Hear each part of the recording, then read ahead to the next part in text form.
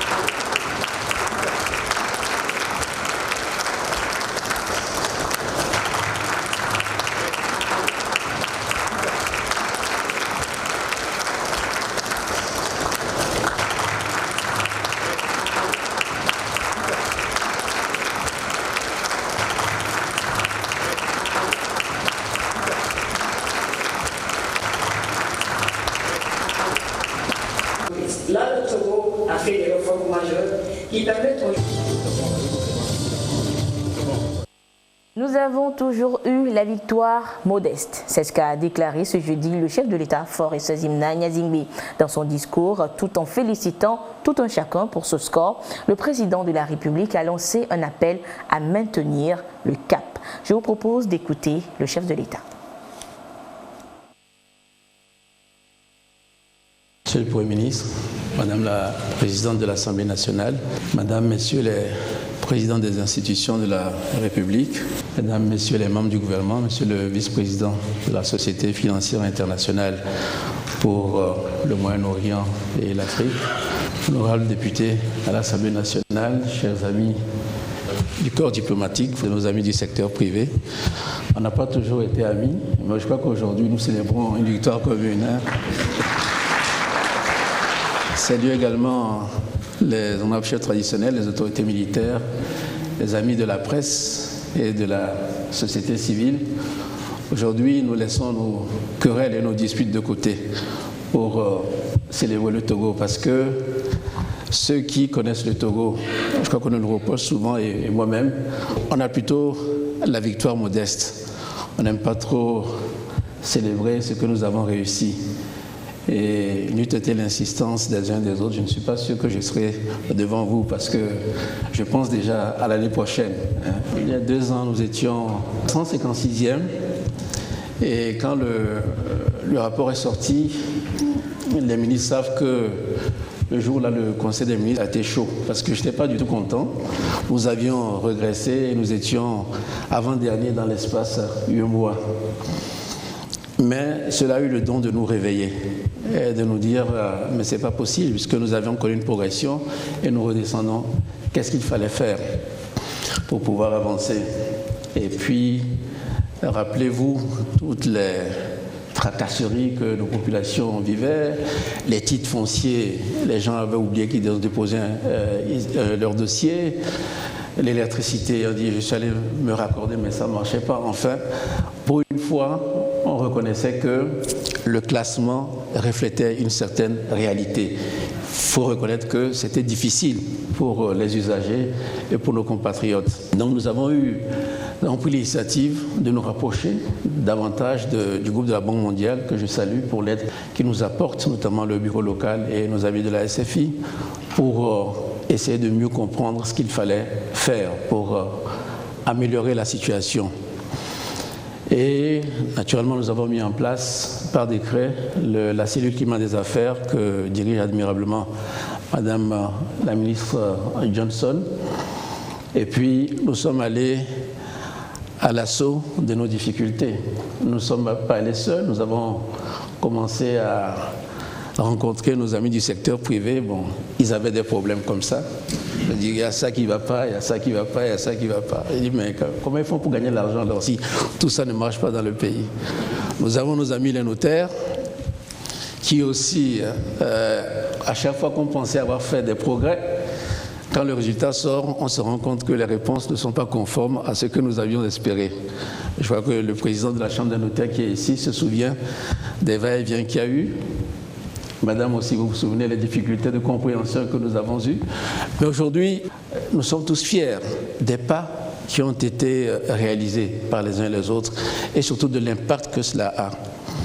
Au-delà de ce que je dis, d'abord, nous devons être fiers de voir que le nombre de créations d'entreprises est très élevé dans notre pays, puisque nous sommes souvent nombreux à nous plaindre du poids et de l'importance du secteur informel, alors que nous avions la solution à notre portée. Si les gens allaient vers l'informel, c'est qu'ils trouvaient que c'était compliqué, difficile et cher de créer des entreprises.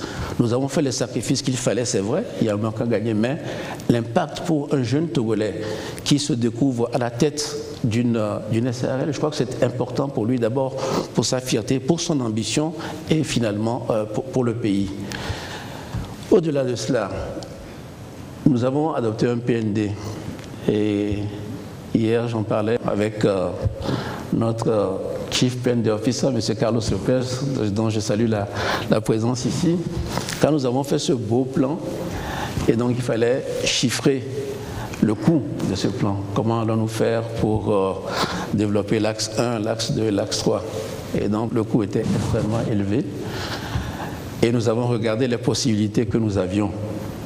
Comment allons-nous faire pour financer? Nous nous sommes rendus compte que le taux d'endettement était tel qu'il n'était pas possible que l'État puisse faire cet effort-là. Mais où allons-nous trouver l'argent? Puisque de toute façon, il faut financer le plan, il faut que nous puissions nous développer. L'aide publique au développement, comme l'a dit M. le vice-président de la SFI, se fait de plus en plus rare. Je crois que le niveau baisse. Donc la seule possibilité que nous avions, c'est d'aller vers le secteur privé, notamment national d'abord, mais également à l'étranger. Mais on ne va pas voir le secteur privé les mains vides, parce que eux, ils comptent chaque franc, chaque sou dépensé doit rapporter de l'argent. Donc, quand vous allez les voir, ils ont des sous, mais ils regardent si votre pays est attractif ou pas.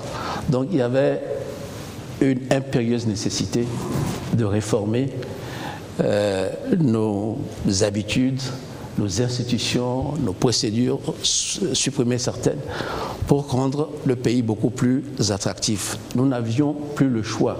Il fallait absolument que nous puissions faire cet effort-là. Comme on dit chez nous, on dit que si la pâte que te sert ta maman ne te suffit pas, la pâte de ta marâtre ne te suffira pas non plus. Donc si le secteur privé togolais lui-même ne trouve pas que nous sommes attractifs, comment voulez-vous que quelqu'un qui vient de l'étranger juge que le Togo est une terre d'investissement? Donc, il fallait nécessairement que nous puissions prendre attache avec ceux qui sont dans notre pays pour leur demander, vous qui êtes des hommes d'affaires, qu'est-ce que vous voulez? Naturellement, si on les écoutait, on changerait tout. Mais nous aussi, il nous faut un peu d'argent. Le ministre des Finances est comptable du budget. Donc, nous avons noué un dialogue avec l'appui de nos partenaires. Et c'est comme ça que nous avons appris d'abord à mieux nous connaître, mais surtout à nous faire confiance. Les désaccords n'ont pas disparu, ils ne sont pas totalement satisfaits, nous non plus. Mais au moins, il y a cette confiance-là et cette assurance que dès que ce sera possible pour l'un ou pour l'autre, ou pour les uns ou pour les autres, nous allons pouvoir avancer. C'est comme ça que nous avons démarré cette aventure-là. C'est vrai, avec un certain succès, nous sommes allés vite, même si certains ont dû vivre des moments désagréables parce qu'ils se sont vus convoqués à la présidence de la République. Mais à la fin de l'entretien, je pense que nous nous comprenions. Après cela, nous avons d'autres groupes. C'est vrai, on parle du secteur privé, mais je dois aussi, j'ai parlé des notaires tout à l'heure, je dois aussi saluer les architectes, l'un des architectes qui a été très disponible, les géomètres et les jeunes de l'administration. C'est vrai qu'il est de bon ton de se plaindre de son administration, mais je crois que dans notre administration, il y a des talents, il y a des compétences, des gens qui travaillent jour et nuit, parce qu'ils savaient. On leur avait passé un coup de fil, il fallait réaliser telle réforme, il fallait prendre tel arrêté, pourquoi ça ne va pas, le ministre a voyagé. Enfin, ce sont des petites choses, des petits ruisseaux comme ça, mais finalement, ça donne le résultat que nous connaissons. Mais nous devons savoir que nous sommes en compétition avec les autres. Ce que nous avons réussi aujourd'hui, si nous ne maintenons pas le cap, demain nous pouvons reculer. Et si nous reculons, je crois que l'impact sera encore plus négatif. Les mauvaises langues diront que c'est par hasard. Non, ça fait 2 ans que nous avons entamé cela. Il faut que l'année prochaine, nous puissions maintenir le cap, même si les périodes de campagne électorale ne sont pas forcément propices aux réformes. Il faut que dès maintenant, en tout cas c'est l'instruction que j'ai donnée au ministre, que je donne à l'administration, dès maintenant nous prenions de l'avance sur les réformes que nous devons réaliser pour l'année prochaine. Comme j'ai dit tout à l'heure, je ne veux pas avoir honte l'année prochaine. Il faut que l'année prochaine, le rythme de réforme que nous avons puisse s'accélérer. Parce que c'est vrai, quand on dit élection présidentielle en Afrique, il y a toujours une période d'incertitude, les gens sont attentistes. Mais nous, nos élections, j'espère, auront lieu tôt pour que le reste de l'année, nous puissions nous consacrer à ce que nous voulons le plus. La croissance inclusive, le développement, la prospérité pour notre pays. C'est possible. Nous sommes allés en Asie il y a quelques mois. Nous avons rencontré des investisseurs qui vont venir maintenant entourner dans notre pays. Et je peux confirmer ce que dit le vice-président, M. Pimenta. Absolument. Nous avons toutes nos chances. Nous avons la chance d'attirer des investisseurs dans notre pays. Et à la limite, nous n'avons pas le choix. Comme il le disait, ce n'est pas l'État qui crée les emplois. C'est le secteur privé, par ces investissements, qui génère des emplois. Nous, nos capacités sont limitées. On ne va pas, si on a besoin, ou bien si on ne peut payer que 1000 instituteurs, on ne va pas recruter 5000 parce que vous ne pourrez pas les payer. Nos capacités sont limitées. Tout ce que nous pouvons faire, c'est créer cet environnement-là, avec ce qui a été dit, créer cet environnement pour que le secteur privé puisse venir investir dans notre pays. Au cours du Business Forum UE Togo, le Cédine le disait, l'investisseur doit investir. Il a de l'argent, il doit investir. Il va pas d'ailleurs, même certains taux commencent à être négatifs. Donc, ces investissements-là, nous, en Asie, quand nous sommes allés, ils ont dit oui. Nous avons quitté la Chine, nous sommes allés vers le Vietnam. Le Vietnam est saturé. Nous regardons l'Afrique et nous voulons aller. Mais nous voulons aller si les conditions sont propices pour recevoir et accueillir nos investissements. C'est ce travail que nous devons faire. Nous avons la chance d'avoir déjà les fondamentaux. Nous avons la sécurité, la paix et la sécurité, c'est le plus important. Nous avons un cadre des finances publiques assaini, un cadre macroéconomique bien. Maintenant, il faut que les investissements puissent venir dans notre pays. Et parce que j'ai reçu la lettre d'un responsable d'une association de consommateurs qui disait « Monsieur le Président, vous avez dit mandat social, mais vous avez augmenté tel prix, vous avez augmenté tel prix, etc. » Mais mandat social, si vous gérez mal, vous ne pouvez pas faire du social. Parce qu'aujourd'hui, le poste le plus élevé dans notre budget, c'est le remboursement de la dette. Donc, mandat social ou pas, vous avez pris une dette, vous devez rembourser. J'aurais préféré que ce soit l'éducation, l'agriculture ou la santé.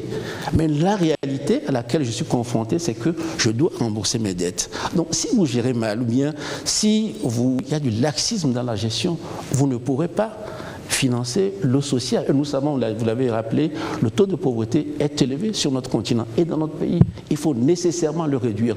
Mais cela passe par une bonne gestion.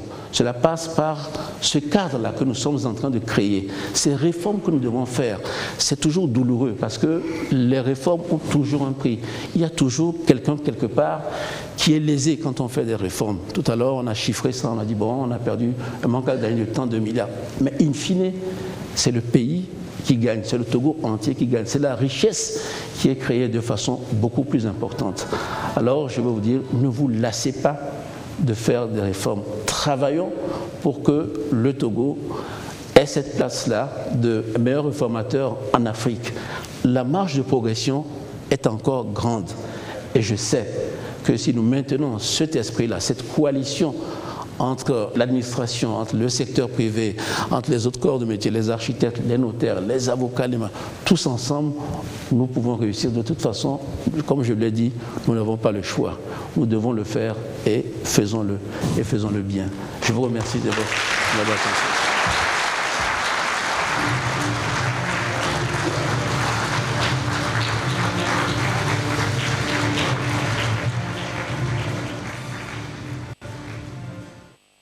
Le Togo a donc réalisé une performance spectaculaire, 40 places de gagnées.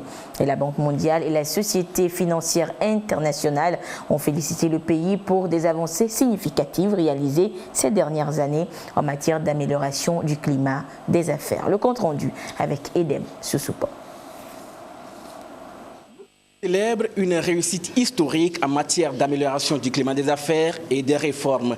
Le pays mesure son chemin parcouru ces dernières années avec des performances remarquables qui l'ont permis de gagner 40 places selon le dernier rapport Doing Business de la Banque mondiale.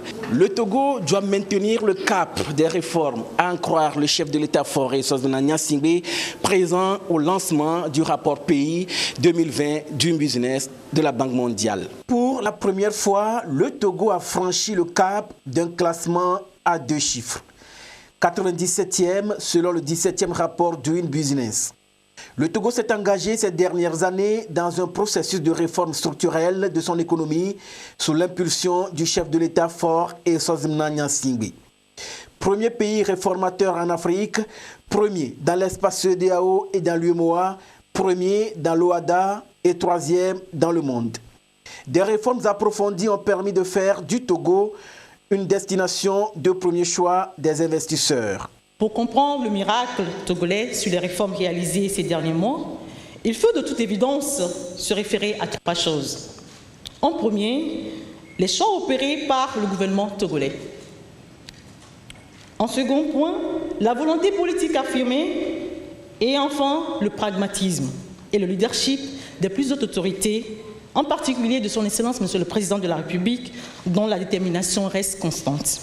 C'est la plus grande progression dans le monde, ceci pour la 2e année consécutive, en gain de 59 places en 2 ans. Cette performance historique, au-delà de l'immense satisfaction qui nous anime aujourd'hui, constitue un défi de taille. Au-delà des indicateurs, c'est toute l'économie togolaise qui est impactée, avec une tendance à la hausse du taux de croissance porté à 5,3% en 2019, malgré l'environnement économique international peu favorable.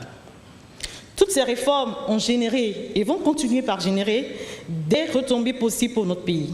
On veut pour preuve l'augmentation des entrées des investissements directs étrangers à destination du Togo, en me référant aux statistiques publiées par la Conférence des Nations Unies pour le commerce et le développement en juin dernier. Des initiatives audacieuses réalisées sur la période 2018-2019 qui ont permis au Togo d'améliorer sensiblement son environnement des affaires sur 5 indicateurs. Il s'agit de la création d'entreprises, de l'obtention du permis de construire, du transfert de propriété, du raccordement à l'électricité et de l'obtention du prêt. Pour la Banque mondiale, le Doing Business analyse les réglementations qui renforcent l'efficacité et la pratique des affaires. Le Togo se trouve donc être un bon élève de la classe. C'est important de voir que, encore une fois, c'est la deuxième année consécutive, le Togo est parmi les 10 premiers pays réformateurs. Et ceci est mesuré par le nombre de réformes que le Togo a pu mettre en œuvre. 5 réformes cette année qui lui ont permis de gagner 7 points sur son score qui va maintenant à 62,3. Ce qui est louable, c'est de voir qu'il y a des progrès qui sont en train d'être faits. Et les progrès, c'est surtout à partir de voir que le Togo, qui avec 40 places gagnées, devient le 7e en Afrique, devant les Seychelles et juste après le Botswana. Et comme je le disais au début, c'est le premier en Afrique de l'Ouest. Je vais faire référence à la couverture médiatique du doing business en général, mais particulièrement du Togo. Ce qui m'a le plus marqué, c'était l'article de Jeune Afrique du 24 octobre, et je cite, « Le cas du Togo, ruban bleu africain pour les réformes, est exemplaire. Son président ayant fixé l'objectif que son pays devienne numéro 1 en Afrique de l'Ouest. » Et je pense que c'est une réalité aujourd'hui. La Société financière internationale SFI soutient cette réelle volonté des plus hautes autorités du pays en matière d'amélioration du climat des affaires. Cette dynamique n'est pas sans conséquences sur l'économie togolaise. Nous avons entendu les progrès réalisés par le Togo dans le rapport Doing Business 2020, publié il y a quelques jours. Et je voudrais vraiment, par ma présence, saluer les résultats remarquables que le Togo a obtenus. Ils illustrent l'appui que vous apportez, Excellence, à l'ambitieux agenda des réformes mises en œuvre au Togo, le travail acharné de votre administration et la qualité de la collaboration entre vos services et nos programmes de conseil en amélioration du climat des investissements. Et je souhaite vraiment souligner votre engagement personnel et vous féliciter pour ces résultats, ainsi que, évidemment, le travail de tous les experts. Mais quand je parlais avec mes équipes par rapport à ce qui a été fait, et nous, comme vous le savez, le rapport Doing Business, le travail fait sur les réformes est un travail très important pour ces institutions. Donc, dans tous les pays où nous travaillons, il y a des équipes qui travaillent dessus. Les équipes au Togo m'ont vraiment souligné la qualité du dialogue, la qualité du travail qui a été effectué et votre engagement personnel. Je ne pense pas qu'il y ait beaucoup de chefs d'État qui aient passé autant de temps avec nos équipes sur des questions aussi techniques et importantes. Je suis évidemment très content des résultats du Togo et de fêter les résultats du Doing Business 2020 aujourd'hui ici à Lomé. Mais j'ai aussi une deuxième bonne nouvelle qui nous concerne, qui est l'ouverture du bureau de la SFI ici à Lomé, que nous allons effectuer sous le patronage de son Excellence Monsieur le Président de la République cet après-midi. J'ai eu le plaisir de visiter le Togo plus tôt cette année, il y a quelques mois cette année, et nous avons eu une discussion au sujet de notre présence ici, et je suis très heureux que nous avons répondu à la demande et effectué ce que nous avions promis, et nous ouvrirons donc aujourd'hui notre bureau à Lomé. Pourquoi avoir un bureau ici? Je crois que la réponse est évidente. Nous sommes là pour soutenir les pays qui réforment, et le Togo est en tête de ligne au niveau de la réforme, donc nous devons être présents, nous voulons être là pour pouvoir vous aider, pour pouvoir vous accompagner dans les efforts de développement du secteur privé au Togo. Nous avons, à travers cette présence-là, nous aurons la possibilité d'avoir un engagement beaucoup plus quotidien avec les entreprises du secteur privé, à la fois les entreprises étrangères qui viennent investir ici, mais également les entreprises togolaises, les entreprises portées par les femmes, par les jeunes, et avoir également un engagement et un dialogue beaucoup plus soutenu avec la communauté internationale, les institutions de développement et avec les autorités togolaises. Et je crois qu'aujourd'hui, nous pouvons fêter, au-delà du rapport Doing Business 2020, nous pouvons fêter, je crois, un changement d'image du Togo. Quand nous parlons dans la communauté internationale, et dans le cadre de mes fonctions, j'ai beaucoup d'opportunités, c'est souvent l'opportunité de parler des investisseurs de par le monde, et ils me posent la question, ils me disent, vous travaillez à la SFI, vous êtes chargé de l'Afrique, où est-ce que je vais en Afrique, mais où est-ce que je vais? Eh bien nous, on dit, regardez les pays qui sont ouverts au secteur privé. Et le Togo vient tout de suite le premier nom sur la liste, principalement évidemment sur l'Afrique de l'Ouest, mais je pense, et Awawagé nous a donné l'ambition tout à l'heure, je crois qu'il y a vraiment à faire non seulement sur l'Afrique de l'Ouest, mais sur l'ensemble du continent africain, que le Togo se retrouve parmi les toutes premières places. C'est possible, et je sais qu'avec sous votre direction, Excellence, et avec le soutien du gouvernement, vous allez y arriver. Pour le président de la République, Faure Sozimna Nyasingbe, point n'est besoin de baisser les bras. Le Togo va poursuivre les réformes pour rester toujours parmi les pays les plus réformateurs de la planète. Nous devons savoir que nous sommes en compétition avec les autres. Ce que nous avons réussi aujourd'hui, si nous ne maintenons pas le cap, demain nous pouvons reculer. Et si nous reculons, je crois que l'impact sera encore plus négatif. Les mauvaises langues diront que c'est par hasard. Non, ça fait 2 ans que nous avons entamé cela. Il faut que l'année prochaine, nous puissions maintenir le cap, même si les périodes de campagne électorale ne sont pas forcément propices aux réformes.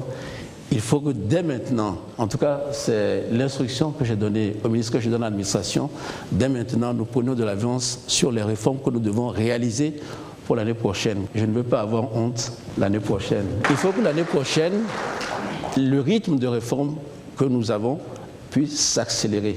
Au-delà des impacts qualitatifs relatifs au temps et au coût, les réformes opérées, tout en constituant un manque à gagner non négligeable pour l'État, devaient être converties en investissement, voire en création d'emplois pour le secteur privé qui s'est engagé à jouer sa partition. Et à l'occasion de la présentation de ce rapport sur le Doing Business, un panel de haut niveau a été animé sur l'apport du secteur privé dans la croissance nationale. Les premiers acteurs concernés ont pu témoigner de l'incidence des résultats de ce rapport sur leurs activités. Le compte rendu avec Luc Assis. Créateur de richesses et d'emplois, le secteur privé s'impose comme un levier indispensable à la croissance économique. À ce titre, il paraît essentiel de catalyser de nouvelles ressources financières complémentaires de l'aide publique. Ce, afin de contribuer à lutter efficacement contre la pauvreté et assurer le développement du pays. Dans leurs différentes composantes, les acteurs du secteur privé contribuent suivant leur domaine d'activité à l'essor de l'économie nationale. Nous, les banques, avons cette capacité d'accompagner les opérateurs économiques et parfois nous faisons face à des freins. L'avantage de ces réformes, c'est qu'elles balaient l'essentiel des freins que nous avons. Qu'une entreprise soit créée vite, ça nous permet d'ouvrir rapidement un compte. Qu'on digitalise les opérations, ça nous permet de gagner du temps pour les opérateurs économiques. Quand celui-ci veut du financement et qu'il a besoin d'une garantie foncière, ces réformes nous permettent d'aller plus vite dans le recueil des garanties et la constitution de la garantie. Nous avons tout simplement identifié un certain nombre de marchés extérieurs. On s'est dit c'est le marché qui crée la production et pas l'inverse. Et quand on crée la production, on crée des emplois supplémentaires et on participe davantage à la mobilisation de ressources pour justement permettre à l'État de pouvoir poursuivre son travail. Ça, c'est tout ce qui concerne l'axe 3 du programme national de développement. Ça nous permet d'avoir une visibilité sur justement une période bien déterminée pendant laquelle nous connaissons totalement le nombre d'emplois nouveaux qui vont être créés. Nous connaissons complètement notre contribution à l'essor national. Les performances du Togo au classement Doing Business de ces 2 dernières années ont été possibles grâce aux apports non négligeables du secteur privé. Il a appuyé et suivi le gouvernement dans son grand chantier de réforme. Aujourd'hui, les résultats sont là. Ici, le secteur privé expose son expérience en présence du chef de l'État, Faure Issozimana Gnazingbe. C'est clair que toutes les réformes qui ont été engagées vont nous booster pour financer davantage l'économie. Prenons par exemple le secteur de la finance inclusive. Jusqu'ici, c'était un secteur qui était délaissé. Avec les réformes engagées, les initiatives de l'État, aujourd'hui, nous avons multiplié par 6, 7, 8 les volumes de financement que nous accordions à des secteurs comme l'agriculture, comme chez les jeunes femmes, les jeunes entrepreneurs. Et c'est ce que nous allons continuer de faire avec ces réformes. Moi, je parlerai d'un environnement qui s'y prête, d'abord parce qu'il est sécurisé et stable. Et le deuxième impact, c'est effectivement les réformes qui ont été mises pour plus de célérité et de sérieux dans le traitement des différents dossiers. La place de Lomé a des atouts très importants. D'abord, la qualité de nos services. Donc, les résultats du rapport du Doing Business sont, je dirais, une conjonction d'efforts louables qui ont été faits, puisqu'il y a un architecte qui pilote effectivement le programme national de développement et l'exigence justement d'évoluer au niveau des réformes. C'est le chef chef de l'État à qui nous profitons au niveau du secteur privé pour lui donner une note de satisfaction et le remercier, l'encourager à toujours poursuivre dans cette direction. Nous serons là, nous jouerons notre partition derrière. La valorisation des matières premières sur le territoire national reste un axe principal sur lequel nous devons absolument jouer. Il est donc clair que les prouesses réalisées par le Togo au classement Doing Business le rendent encore plus attractif vis-à-vis des investisseurs nationaux et internationaux. Le secteur privé veut donc miser sur la qualité de ses produits et services, tout en surfant sur les atouts naturels dont dispose le pays pour mieux accompagner le gouvernement à maintenir le cap des réformes pour le bien-être des populations. La création d'entreprises et l'obtention de prêts sont deux des principaux indicateurs qui ont milité en faveur du Togo dans le classement Doing Business 2020 de la Banque mondiale. Qu'est-ce qui est fait concrètement dans ces deux domaines? Les réponses dans ce dossier de Carmen Nadji à Capo. Togo, 15e mondial en matière de création d'entreprises. C'est ce que révèle le rapport Doing Business 2020 de la Banque mondiale. La création d'entreprises a été facilitée par la suppression de l'obligation de faire authentifier les documents et par le raccourcissement du délai d'enregistrement. Ces améliorations justifient la progression très importante du pays dans le classement sur cet indicateur. Aujourd'hui, c'est connu et reconnu de tout le monde qu'il est très facile, très rapide et moins cher de créer son entreprise. En 4 heures de temps en moyenne, votre entreprise est créée. Le gouvernement a pris plusieurs mesures pour simplifier, faciliter, rendre plus rapide la procédure de création d'entreprise. Donc c'est ça qui a rendu ces résultats. Nous sommes premiers en Afrique.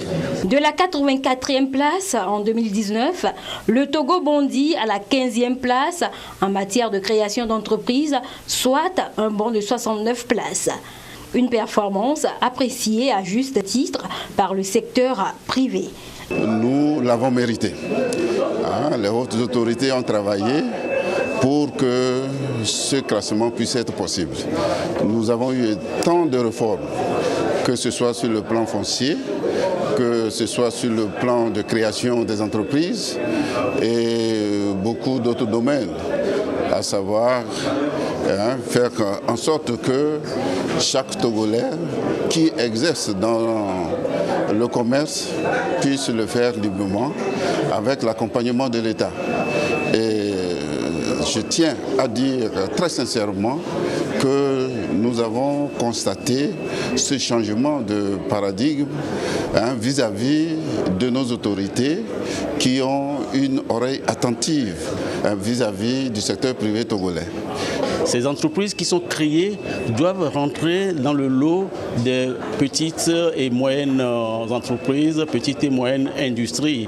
Et vous savez le problème que connaissent ces PME, ces PMI, c'est le problème de financement.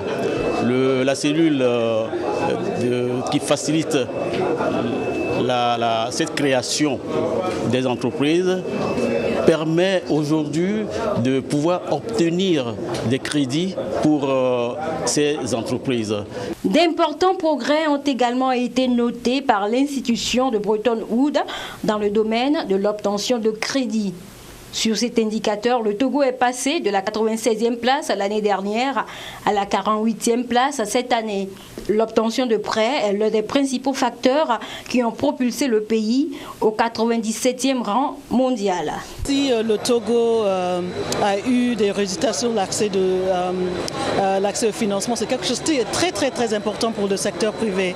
Parce que si on a fait une enquête avec le secteur privé où ils ont dit que c'est ça le plus grand contrainte dans le pays. Maintenant, c'est quoi qu'on doit regarder dans l'accès de prêt? C'est comment on prend les garanties, parce que c'est quelque chose qui aussi est difficile, surtout pour les petites et moyennes entreprises. Et le gouvernement du Togo travaille sur ça. C'est aussi regarder les bureaux de crédit, les informations de crédit. Pour créer son entreprise au Togo, la démarche se fait en 3 procédures pour un délai moyen de 2 jours et demi. Ce temps est en moyenne de 21,5 jours dans l'espace subsaharien et de 9,2 jours dans la zone OCDE. Le coût de création d'une entreprise au Togo aujourd'hui est de 25 000 francs CFA pour une société à responsabilité limitée SARL contre plus de 272 000 francs CFA en 2012. Premier pays réformateur en Afrique subsaharienne, 7e en Afrique. Le Togo fait un bond de géant pour attirer ainsi plus d'investisseurs. Parmi les indicateurs de cette performance figure également le raccordement à l'électricité. Et dans ce domaine, quelles sont les réformes opérées et qu'est-ce qui a permis au pays de se faire remarquer par le groupe de la Banque mondiale? Les réponses avec Augustin Kossi.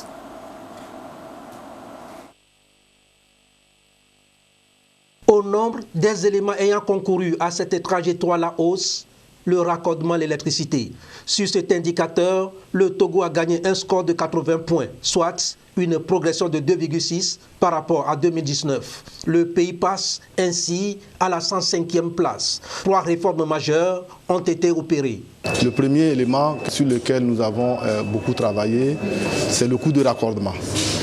Le coût de raccordement à l'électricité était très élevé et un travail a été fait en prenant une décision qui permet de faire une réduction systématique de 50% sur la facture que nous présentons aux industriels pour être raccordés à l'électricité. Le deuxième élément sur lequel nous avons travaillé, c'est la durée de raccordement. Et nous étions à 75 jours, donc 2 mois et demi, dès qu'un client industriel dépose sa demande. Il a 2 mois et demi pour être raccordé. Nous avons travaillé sérieusement sur ce délai-là. Aujourd'hui, nous sommes à moins de 30 jours. Le troisième élément sur lequel nous avons travaillé, c'est la qualité de la fourniture de l'électricité. Nous avons redynamisé nos équipes d'intervention qui interviennent très rapidement en cas de coupure. Les demandes de raccordement ont aussi augmenté en moyenne de 50% par an au cours de ces 3 dernières années, ce qui a amélioré le taux de fourniture de l'électricité au Togo. Autre paramètre, la réhabilitation, le renforcement du réseau. Le Togo s'est également doté d'une nouvelle stratégie d'électrification rurale qui a clairement défini les objectifs. 47,8% actuellement, ce taux devra passer à 50% en 2020, puis à 100% en 2030. Dans la même période, le mix énergétique est attendu dans l'ordre de 50%. Des études ont été déjà faites et qui nous ont identifié les sites au niveau desquels nous devons réaliser des centrales hydroélectricité, d'autres sites au niveau desquels nous devons réaliser des grandes centrales d'envergure pour être raccordés au réseau sont également identifiés. Et actuellement, nous sommes en train de réaliser déjà la centrale de 30 MW de Bilita. Nous avons identifié les technologies nécessaires à y arriver. Certains ménages vont être raccordés sur le réseau, d'autres par des mini-réseaux, d'autres encore par des kits individuels. Et aujourd'hui, nous avons lancé ces 3 technologies. Pour les raccordements, pour l'électrification par des kits individuels, le projet présidentiel CISO est déjà lancé depuis bientôt 2 ans et qui a permis de raccorder plus de 20 000 ménages. Et par rapport à l'électrification par des mini-grids, nous avons lancé il y a quelques jours un appel d'offres pour recruter les promoteurs pour qu'ensemble nous puissions réaliser les ouvrages dans les 317 localités qui ont été identifiées. Et ceux qui vont être raccordés au réseau, nous avons identifié 1000 localités et actuellement nous sommes en train de réaliser les travaux dans plus de 300 localités. Dans le secteur, beaucoup de projets déjà identifiés. Si certains sont en phase d'étude, d'autres sont en cours de réalisation. Autant d'efforts pour justement amener le Togo à ce pari. 100% d'électrification à l'horizon 2030. Le processus de réforme se poursuit pour l'amélioration du climat des affaires au Togo. Des résultats significatifs salués par la Banque mondiale, notamment dans les domaines du permis de construire et du transfert de propriété. Les précisions avec Esther Laclé. Le permis de construire, une procédure dématérialisée et à frais réduits. Depuis début 2019, la demande se fait en ligne en un clic sur le www.construireautogo.gouv.tg. Des résultats significatifs qui ont permis au Togo de gagner 6 places en la matière d'après le classement Doing Business 2020. Pour faire en sorte que les délais soient plus courts, les architectes ont accepté, alors que cela était déjà rentré dans leurs habitudes, de renoncer à l'enregistrement préalable de tout dossier de demande de permis de construire au niveau du Conseil national de l'ordre des architectes.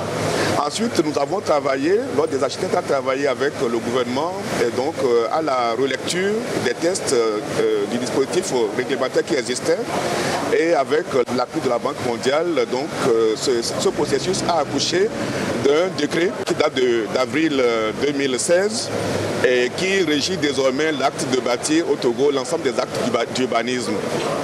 Mais ça ne s'est pas arrêté là. Les délais qui étaient de l'ordre de 3 mois et plus pour avoir le permis de construire sont ramenés aujourd'hui à un maximum de 10 jours si toutes les pièces requises sont disponibles. Ce n'est pas tout. Le pays a réalisé un score formidable en matière de transfert de propriété. En améliorant son score pour gagner 72 places, le pays est désormais la 56e économie où il est plus facile d'effectuer une opération de transfert de propriété. Il est ainsi le premier pays de la sous-région devant le Ghana 111e, la Côte d'Ivoire 112e, le Bénin 126e. Une évolution favorable attribuée aux réformes récentes visant la facilitation et l'enregistrement des biens immobiliers avec, en toile de fond, la réduction des procédures administratives et des coûts. On entend par transfert de propriété le mécanisme qui consiste à muter la propriété d'un immeuble, c'est-à-dire d'un titre foncier, en une autre personne, autre que le propriétaire initial. Avant, quand il faut faire cette mutation, il faut attendre 2, 3, voire même 5 ans pour arriver au bout du tunnel. Mais aujourd'hui, en 8 jours, et avec seulement 35 000 francs que vous payez à l'État, vous avez votre titre foncier muté. Nous saluons l'ouverture du nouveau guichet unique du foncier qui inscrit ou bien qui prescrit une durée pour les formalités d'immatriculation et de morcellement. Aujourd'hui, selon ce principe, avec seulement 180 jours, notamment 6 mois, les morcellements peuvent être bouclés tout comme les immatriculations. Donc nous appelons le gouvernement à aller toujours de l'avant, à continuer la réforme parce que cela y va dans l'intérêt du peuple togolais. Ces avancées ont été possibles grâce notamment aux défis que se sont lancés les plus hautes autorités du Togo. Faire du pays la première économie de la sous-région, défi inscrit dans les 3 axes du plan national de développement PND 18-22. L'actualité ce jeudi, c'est également la Société financière internationale SFI qui ouvre officiellement ses bureaux au Togo. À travers cette représentation, la SFI entend contribuer au développement du Togo à travers des initiatives concrètes. Et le chef de l'État, Faure Eswazimna Gnazingbe, présent à la cérémonie, souhaite que l'institution apporte son expertise au pays en numérisation et en eau potable. Nous écoutons le chef de l'État. Le vice-président pour le Moyen-Orient et l'Afrique. Avec le Togo, vous pouviez tester des solutions compte tenu de la taille du pays qui, dans certains cas, peut représenter un obstacle, mais dans d'autres cas, est un atout. Et que nous étions assez agiles, assez réactifs. Je n'imaginais pas que la réponse positive interviendrait aussi rapidement. Donc, au nom du gouvernement du peuple togolais, je voudrais vous exprimer ma reconnaissance.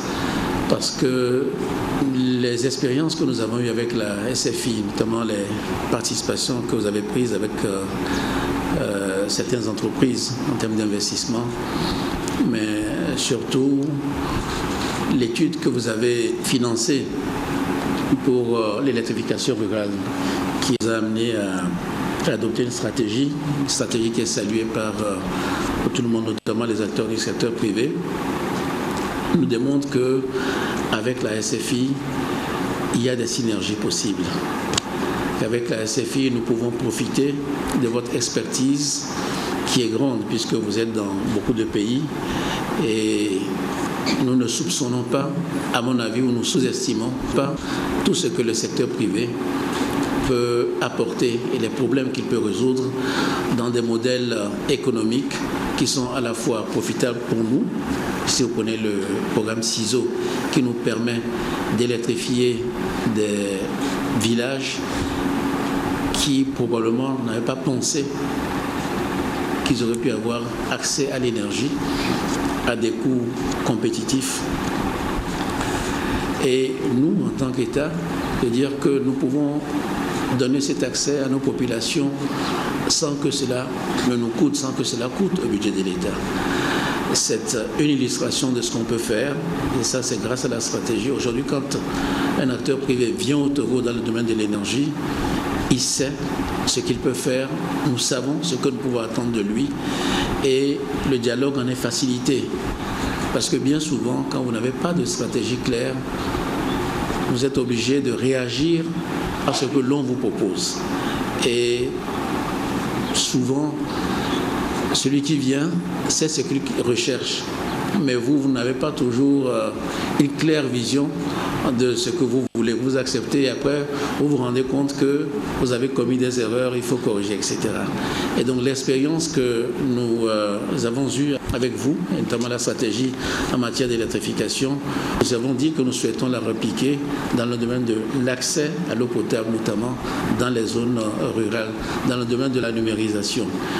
Donc je profite pour renouveler cette demande, Monsieur le vice-président, que dans ce domaine, dans ces secteurs qui sont importants pour nous, que vous puissiez travailler avec le gouvernement pour que nous puissions avoir une stratégie très claire. Et ensuite, vous dire que nous nous sentons encouragés par l'ouverture de ce bureau parce que face à nos amis du secteur privé désormais, nous ne serons plus seuls. Vous serez à nos côtés, parfois pour faire le plaidoyer en faveur du secteur privé, mais également parfois pour leur rappeler ce qui se passe un peu sur tous les toits. On ne peut pas tout accepter, tout n'est pas possible, mais il faut être responsable. Et je crois que l'appui et la qualité du dialogue que nous allons développer, nous en tant que gouvernement, vous en tant que partenaire, mais également le secteur privé, je pense que ce dialogue-là pourra nous permettre de trouver des compromis un peu plus facilement. Et donc, je ne sais pas qui sera le représentant ici, mais prévenez-le en même temps qu'il sera souvent dérangé par les ministres et par nous-mêmes. Je vous remercie. Merci beaucoup, Excellence. Merci.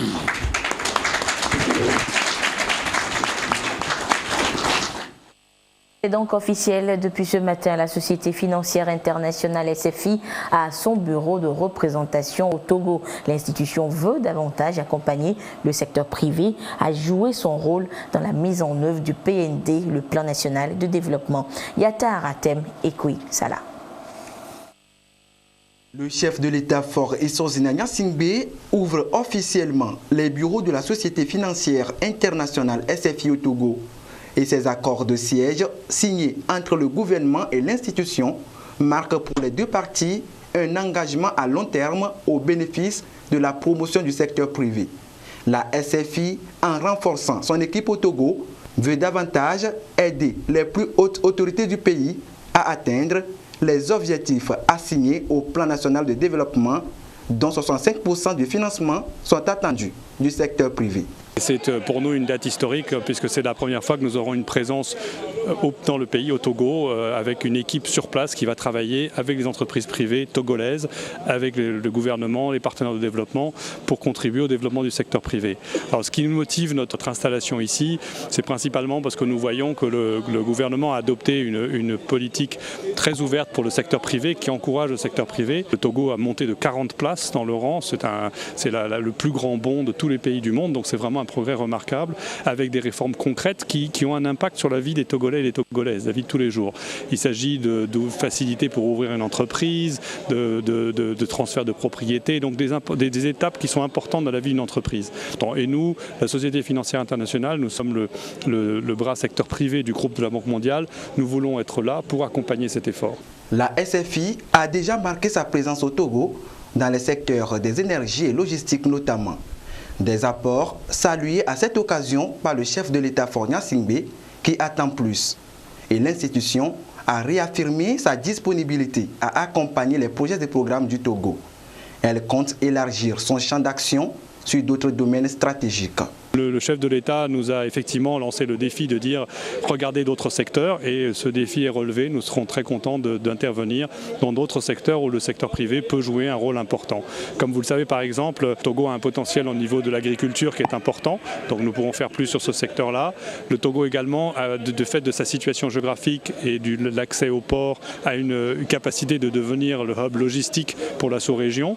Nous avons déjà soutenu des opérations dans ce secteur-là, mais nous voulons en faire plus. À l'ouverture de ce bureau, le président de la République, Faure Eswazina Gnassingbé, a salué l'accompagnement de la SFI dans la réalisation d'un certain nombre de projets au Togo. L'étude que vous avez financée pour l'électrification rurale, qui nous a amené à adopter une stratégie qui est saluée par tout le monde, notamment les acteurs du secteur privé, nous démontre qu'avec la SFI, il y a des synergies possibles. Avec la SFI, nous pouvons profiter de votre expertise qui est grande puisque vous êtes dans beaucoup de pays et nous ne soupçonnons pas, à mon avis, ou nous sous-estimons pas tout ce que le secteur privé peut apporter et les problèmes qu'il peut résoudre dans des modèles économiques qui sont à la fois profitables pour nous. Si vous prenez le programme CISO qui nous permet d'électrifier des villages qui probablement n'avaient pas pensé qu'ils auraient pu avoir accès à l'énergie à des coûts compétitifs. Et nous, en tant qu'État, de dire que nous pouvons donner cet accès à nos populations sans que cela nous coûte, sans que cela coûte au budget de l'État. La Société financière internationale a été créée en 1956 avec un capital détenu par 185 pays membres. Au Togo, l'institution est active à travers un portefeuille de projets de plus de 330 millions de dollars américains. Un portefeuille consacré à la promotion du secteur privé dans les domaines des énergies, logistiques et de la santé. Et nous poursuivons avec cette série de communiqués, à présent celui de la Cour constitutionnelle. Au terme de l'article 61 de la Constitution du 14 octobre 1992, le scrutin relatif à l'élection présidentielle est ouvert 75 jours au plus tôt et 60 jours au plus tard avant la fin du mandat présidentiel en cours.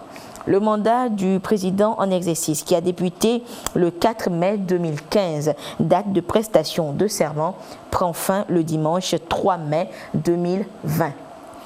En conséquence, le prochain scrutin doit être ouvert sur convocation du corps électoral, au plus tôt le 19 février 2020 et au plus tard le 5 mars 2020.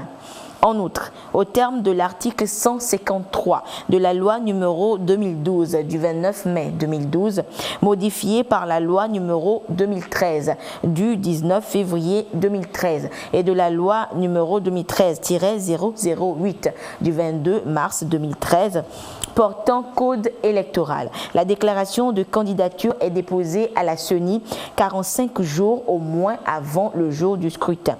La Cour constitutionnelle invite donc le gouvernement et les différentes personnes intéressées par l'élection présidentielle à se conformer aux dites dispositions et à l'ensemble des tests en vigueur régissant le scrutin. La présidente de l'Assemblée nationale informe les honorables députés que la 9e session plénière de la 2e session ordinaire de l'année aura lieu le mardi 5 novembre 2019 à 9h au siège du Parlement. Le ministre de la fonction publique, du travail, de la réforme administrative et de la protection sociale informe les candidats au concours interne et externe d'entrée à l'École nationale d'administration ENA, session des 14 et 15 octobre 2019, qu'en raison d'une erreur purement matérielle, l'arrêté numéro 2835 MFPT-RAPS du 30 octobre 2019 a été rectifié.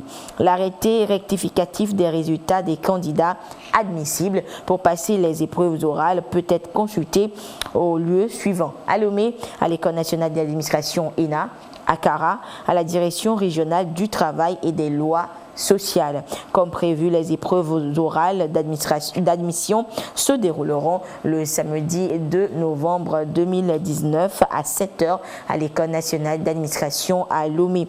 Les candidats doivent se munir de leur carte nationale d'identité ou d'un passeport en cours de validité. L'actualité ce jeudi a été dense, mais nous allons évoquer également celle sportive dans la page des sports de ce jeudi avec notre ami de tous les jeudis qui est fidèle au poste, Jean Kofi Edegui. Jean, bonsoir. Bonsoir, Anita.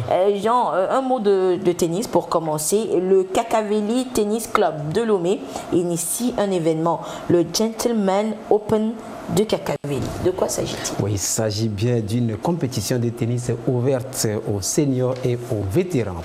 Première édition du genre, le Gentleman Open de Kakaveli va s'étendre sur 5 jours. Le lancement officiel du tournoi a eu lieu hier mercredi à Kakaveli. Compte rendu, Laurent Oumavo. Le tennis club de Kakaveli est dorénavant doté d'un tournoi annuel, le Gentleman Open de Kakaveli. C'est ce qui fait l'objet de cette conférence de presse tenue au siège du dit club. Gentleman Open Kakaveli, la première édition concerne 2 catégories de joueurs. La compétition comporte 38 joueurs dans la catégorie senior. Elle est également étendue à la catégorie des vétérans. Les seniors vont évoluer en individuel, tandis que les vétérans vont évoluer en double. Les matchs se jouent au meilleur des 3 manches avec tie-break, suivant les règlements de l'International Tennis Federation, ITF. L'objectif du tournoi est de promouvoir le tennis togolais en mettant ensemble les jeunes et leurs aînés. C'est un tournoi de tennis que nous organisons avec la participation de PME togolaises et des entreprises togolaises. Donc c'est un tournoi de tennis ouvert. Quand on dit un open, c'est un tournoi de tennis ouvert à toutes les nationalités. L'objectif, c'est de promouvoir d'abord le tennis togolais.